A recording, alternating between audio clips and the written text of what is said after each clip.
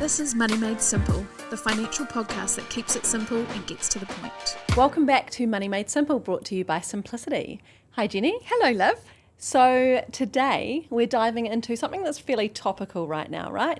Given that really challenging economic and job-related climate. Yes, it's really uncertain out there, and this is actually almost counterintuitively a really good time to think about how to make yourself really employable if you're looking for work, or how to hold on to your job in a time of this sort of economic ups and downs. Uncertainty. Yeah, so hopefully this will just be quite a practical session. Yeah, and I think one thing, although we both luckily have jobs right now, we've both been made redundant. Yes, I've been made redundant twice from the same job.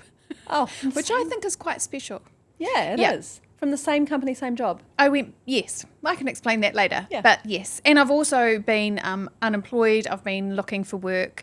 I lost my job while I was on maternity leave, and I've had to look for part-time work, which is quite hard. And yeah, so I've been Done it all. Any circumstance you can think of, I reckon I'd be able to relate to. You know where people are coming from. Yeah, I got made redundant a couple of years during COVID, I think. A company who, I think we went through 11 rounds of redundancy while I was there for 2 years. Goodness, how stressful would that have been? I know, everyone would be like, is it me this time? And finally it was me, the 11th or 12th time. It's like one of those game shows where they vote one person off at a time. And ugh. But no matter how much you know that it is affecting everyone, it still feels crap, right? And it's hard not to take personally. So I feel like we can kind of lend a little bit of how we've gone through it and what worked, what didn't to this discussion. Okay. In a nutshell, things probably look fairly bad, right? But some stuff isn't as bad as you think. Yeah, I think the numbers are quite mixed. Like, some things are as bad as you think they are. We have gone through quite a lot of uncertainty over the last sort of 10, 15 years. So lots of up and downs. If you start with the unemployment rate, that's sitting at the moment at 5.1%, which is reasonably high, but it is much lower than it was during the last sort of significant recession, which was during the global financial crisis back in 2007, 8? Yeah, 2008. Yeah. So that has spiked, so it's been going up since 2023. And so for this, I guess, economic cycle, we're at a bit of a high at the moment. For the last economic cycle, it got higher, right? Yes, it did. Yeah. Business closures is quite an important one, and that is really high, basically. Yeah, I was really surprised by the numbers here. So 70,000 businesses have closed in 2024. And that is actually significantly higher than the number of businesses that closed during the COVID, the year, sort of 2020, which was a real surprise to me. Yeah, that was around 60,000, just to give a bit of context. But I guess during the COVID year, that particularly 2020, there was a lot more support coming from the government, which helped businesses stay open. People are on their own now, and it's still really challenging. So 70,000 is a high number. Yeah, when you hear about liquidations in the news, it is actually happening. The stats back it up. Yeah. What about jobs? People applying for jobs. That was a really interesting one, right? Yeah, that is as bad as it feels, I think. So the ratio of jobs per people looking for jobs is 0.3. So translate that means that there are over 3 people looking for jobs for every job ad, every listing. And so compare that to a couple of years ago when the job market was really good. It was 1.2 job ads available per people looking. So there was more jobs than people back then, and now there's a lot more people than jobs. Yeah. And you can, in that is a real switch of power. When there are more people than there are jobs, it's really the employers that have the power. Yeah, so really competitive job market. A lot of people looking, not enough jobs at the moment. But that it will change. That's according to Ministry of Business. Industry and Enterprise, I'm going to say that. Don't fact check us. We'll correct that in the show notes if we're wrong. Yeah. And then in terms of who's actually impacted by job losses and the lack of jobs, you're seeing more young people not in jobs. So all the age groups under 35 have seen negative growth in total employment in that Jan 24 to Jan 25 period. I guess in a nutshell, those stats, there's not as many young people in jobs, unemployment's high, there's more people than jobs. It doesn't paint the best picture, right? No, it doesn't. So if you're feeling it, it's not just in your head. The job market is tough at the moment. But I think the key for today is to find ways to help you be more resilient and bring more value to both your current employer and potential employers, so that you basically have A, the best chance of keeping your job if you have one, or B, the best chance of getting a new job if you are looking or needing one. Nicely put. Yeah. Well, let's start with how to protect. So you're in a job and you're looking to protect yourself from redundancy. Sometimes there is literally nothing you can do. So in my case, I was made redundant along with all of my colleagues. So they kept on a couple of people and then I got re-employed to work with those couple of people and they still couldn't make the business work. So so that's why I got made redundant. So sometimes twice. out of your control, but in some bigger corporates like the banks or supermarket head offices, there's always decisions to make in those bigger corporates where they'll be tightening their belt rather than wiping out whole sectors. So that means that you don't want to be the person that they think of as nice to have or surplus to requirement. Exactly. So are there some things that you can do I think to protect yourself? Yeah, I think it's all about enhancing your skill set and making sure that you are more critical versus others. And it's that whole it's a bit dog eat dog for me. It is survival of the fittest, but like make sure that you are the fittest when it comes to your role and how critical you are to the company that you're employed by. So I think first doing a bit of a kind of situational analysis, like working out what's critical and what might not be so critical to your company in a downturn or a time of struggle. And then maybe look at, either are there side steps or additional tasks or roles that you could take on within your company that make you more critical. So you're like the only person that knows how to do something quite critical. So exactly. So make them look at you and be like, we can't let that person go out of everyone that we can. I think demonstrating real adaptability as well. So if you're really good at absorbing new technology, learning how to use new programs or platforms, you're going to be in a position where if your company is pivoting or needing to do more with less, you're someone that we know this person can learn quickly, they're really competent. So staying on top of and new open tech. to it. Because a really good example of this, when two companies merge, often then there's too much fat, so they need to kind of downsize the amount of people. So if there's new things that your company's trying to introduce, even if it's hard, I guess try and think about how valuable it is for you to embrace that change and embrace, as you said, the new tech, and AI is a thing. And AI, I think I've heard some kind of quote that AI is not going to take our jobs, it's going to take the jobs of those who don't adapt to it. Right. So you've got to be open to change, and that's a really hard one, especially as you grow older. But it's good for your job resilience, I think. Another one would be, and this is more about your personal development, but it will put you in a stronger position with your employer, is taking on learning opportunities. So get that extra certification to, drive the forklift or something, or go and get another qualification, particularly if it's relevant to the work that you're doing. But also if it's something that sort of future-proofs you as well, something that's going to help you take a step forward or a side step, whatever, that's something that's going to be worthwhile doing. Yeah, and that harks back to what's critical for your business. Is there stuff that you can upskill or train in to be more critical? Yeah. I know this next one is probably something you'll hate, but visibility of how valuable you are at work and building your own personal brand. That just makes you shudder, doesn't it? Yeah, no, it really does. I think a lot of the stuff that we do goes unnoticed and it's not seen as valuable to the business. So making sure that those, especially those more influential people in the business, know how valuable what you do is, I think is really important. It's a really tricky one. I hate the idea of a personal brand. That's just... Don't think of it as a personal brand. Just make sure that people know that what you're doing is important. Yeah. And I think make sure that some of them are the people the important people. Yes. So don't waste your time with the plebs. Yes. Make sure the important people know what you're doing. Maybe be nice and waste your time with the plebs, but also make sure that the influential people, whether that be HR, MDs, CEOs, know who you are and know that you're good at what you do. Yeah. Okay. Finally, LinkedIn, another one that you probably hate, and I bet that you don't have much of a LinkedIn presence, but build your network before you need it. I think LinkedIn's great, but I think you can build a network in person. Like take those opportunities and meet other people in your sector and in your industry.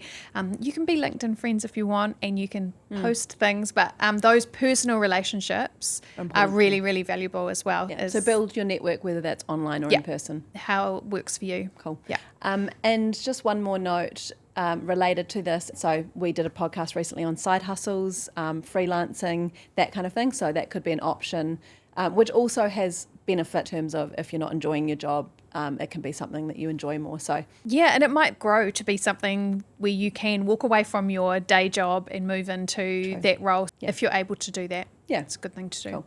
So let's move on now to if you're in the job market for whatever reason, whether it's forced or voluntary. Let's look at some job hunting strategies to be able to give you the edge over others in this challenging job market. Well, we start with the obvious, and that's just going to sites like Seek, Trade Me Jobs, where jobs are listed. You should be LinkedIn. You should be on those sites. There were a couple that you mentioned that I'd not heard of. So there's a newer one that I came across in researching called Zeal, which I think has been introduced by the creators of Zuru toys. There's more than just Seek. So make sure you're visiting as many job sites as possible. Recruiter websites and signing up to those. And again, building your network with recruiters, making sure they know that you are available and that you've got a great background and experience. Don't be afraid to go directly to the website of a company that you really like. So if you've got a company in mind that you'd really like to work for, go to their website. They'll often have job listings on there directly. Which might be a better way than going through the hundreds of people that we see coming through Seek. Yeah. You might also find someone there that you can reach out to. There may not be a job listed, but if you are really interested in working somewhere in particular, it's absolutely worth introducing yourself. Don't be too scared to. I mean, because the worst thing is they ignore you. You might get an opportunity for future, if not now. But the way the world works, you know, you meet someone for coffee and then a week later they're talking to somebody else and they're looking for somebody, and you just don't know what doors are going to open. Yeah, really. So again, networking is a big thing for when you are looking for a job, even bigger thing probably, right? Yeah, for sure. So whether that be on Jenny's favourite LinkedIn or whether that be in person. I do not like LinkedIn. I don't think you like LinkedIn. It's just another thing that I should be doing. Yeah, but just make sure you're getting yourself out there rather than just applying for jobs via Seek or via Trade Me Jobs. Again, there's some people that this will come really naturally to, and for others this would be quite difficult. But you really have to go put yourself out there. Yeah. Once you are applying for jobs, whether that be through a recruitment agency, a temp agency, LinkedIn, Seek, anything, I think a really, really big one is make sure that this really hit home when I was looking for people for our recent marketing manager role. Make sure that you are tailoring both your CV and your cover letter to the job that you're applying for, right? Yes. You can't have a basic CV and a generic cover letter and expect to get a job anymore. If you want to, or an interview even. If you want to stand out, then you need to think about the job that you're applying for and show how your experience, your qualifications are perfectly matched. Yeah. You use the keywords that they have, the company that you're wanting to work for has. Speak their language. Yeah, exactly. And don't just use AI to do it. Like actually make sure that it's in your own words. I think AI is a really useful tool. It can help you work out how to lay that out and things, but absolutely don't send that. You're going to need to look at the job you're applying for and tailor. Yeah, I think there's really smart AI on the other side that combs through job applications and also scans whether that someone is relevant to the job. So if you have not tailored your CV and cover letter to that, you are not even going to get past the AI, the bot stage. Yeah. So make sure that you really do. A human may not even look at your application. Exactly. Yeah. So I'm quite guilty of this, is just listing all the jobs that I've ever done and the various responsibility and tasks that I've done.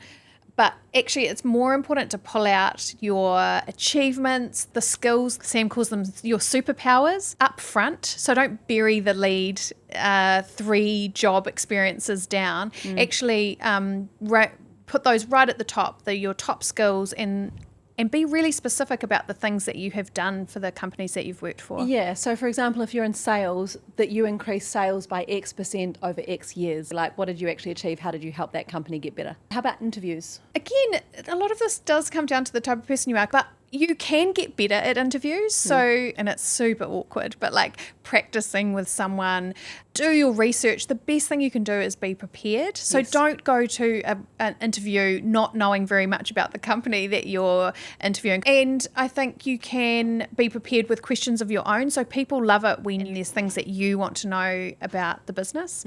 Just be prepared, I think, is the key thing for interviews. Also, I think another one on being prepared is there's a really common technique that interviewers use called the STAR technique. So I think it's situation, task, achievement, action maybe. Action. I'm going to say it's action instead of achievement. Yep. And then the results. result. We all hate answering them, but it's a really common technique. So when you do your practice interviews, make sure that you actually know how to answer these. But just make sure that you're prepared for all the types of questions they might ask you. Yeah, because I think in those type of questions, it'd be quite easy just to go on about the situation. Yes, and what that happened. is the most common thing that happens. And not get to the point where how was this resolved? Yeah, which is Exactly. just as important. Yep. Get confident by doing your research and being really prepared. And then side note, if you have been laid off and you're looking for your future career, it can really pay to be flexible. You know, consider if you can go temping for a bit or using some kind of side hustle or contract roles. It doesn't have to be your forever role if you kind of need to just have that income coming in the door. Yeah, so especially at the moment. I mean, a couple of years ago, you might have been able to hold out for the perfect job, but at the moment, that flexibility is the difference between getting a job and not, potentially. Yeah, exactly. So be open. I think it's probably worth mentioning generally about being as financially resilient as you can. Yeah, so this is another thing that you can do, particularly while you're in work, is prepare for a time when you might not be in work. And we've done a whole episode on setting up an emergency fund. It was episode 26. Episode 26. If you want to go back, it's just really guides you through the process of setting up one. But the idea is that you've put some money aside. It's not in an account for a holiday. It's not invested. It's just there if you need it in an emergency. And that might be losing your job. So that means if you are out of work for a month or two, you can still pay the bills. And I think when you're looking for work stressed, that's just the worst time ever, right? Yeah. But if you have that backstop, then you can focus on the task at hand, which is getting a new job. So setting up an emergency fund, I think, is the first thing to do. You never know when you're going to need it. And go check out our podcast if you want to know more. Getting rid of bad debt, which examples of this are buy now, pay later debt, personal loans, car loans, hire purchases, all of that. A rule of thumb in terms of trying to be more financially resilient is getting rid of that kind of debt. And I guess part of that is we often get ourselves into debt because we overextend ourselves. We buy the slightly better car or we go on a holiday, we haven't saved up for it, that kind of thing. So it's a good time to remind yourself of the dangers of overextending yourself. In markets like these, yeah. If you lost your job tomorrow, would all of those things that you've overextended yourself or gone into debt for, would you be able to hold on to them? So just thinking about that when you're making your decisions, even in the good times, think about it. Exactly.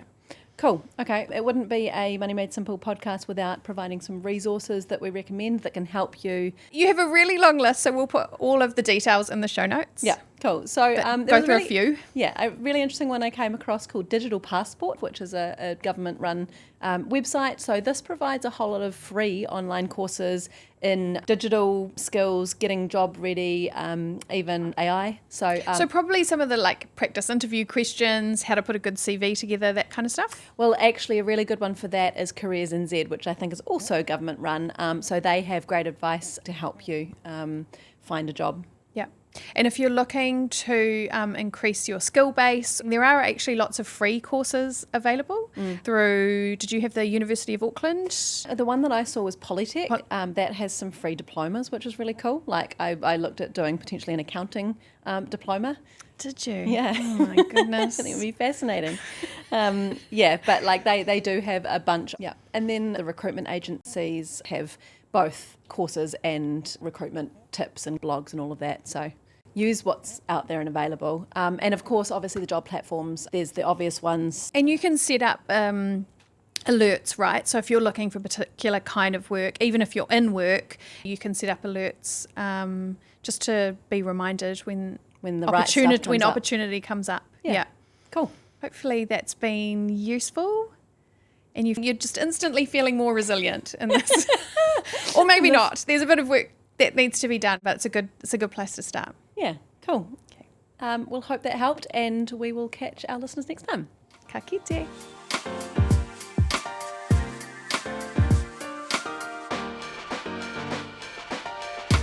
This podcast contains personal opinions and is intended to provide educational information only. It doesn't relate to your particular financial situation or goals and is not financial advice or recommendations.